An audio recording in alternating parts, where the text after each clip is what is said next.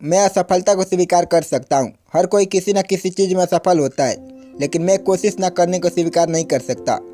मेरा दृष्टिकोण यह है कि यदि आप मुझे किसी ऐसी चीज़ की ओर धकेलते हैं जो आपको मेरी कमजोरी लगती है, तो मैं उस कथित कमजोरी को अपनी ताकत में बदल दूंगा।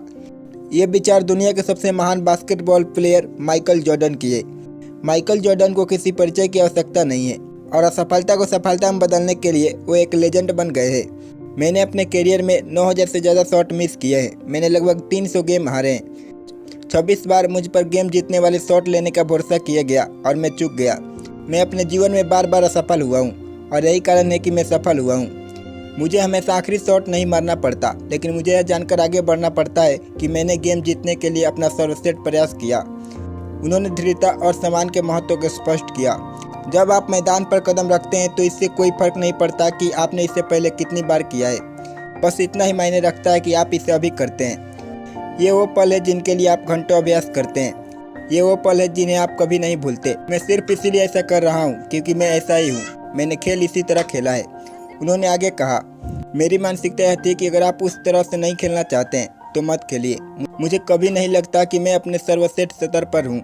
मुझे लगता है कि मुझे अभी भी सुधार की गुंजाइश है। मैं अभी भी अपने लिए लक्ष्य निर्धारित करता हूँ। मैंने जो हासिल किया है उससे मैं कभी संतुष्ट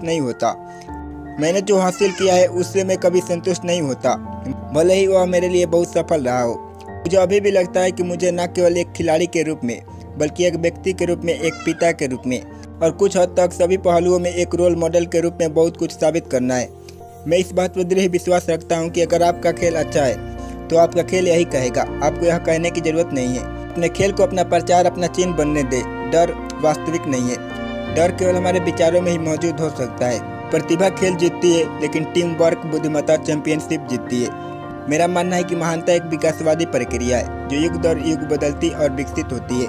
मुझे एहसास हुआ कि अगर मुझे जीवन में कुछ हासिल करना है तो मुझे आक्रामक होना होगा। मुझे बाहर निकलना होगा और इसके लिए प्रयास करना होगा। कभी कभी चीज़ें आपके अनुसार नहीं होती, लेकिन प्रयास हर रात होना चाहिए।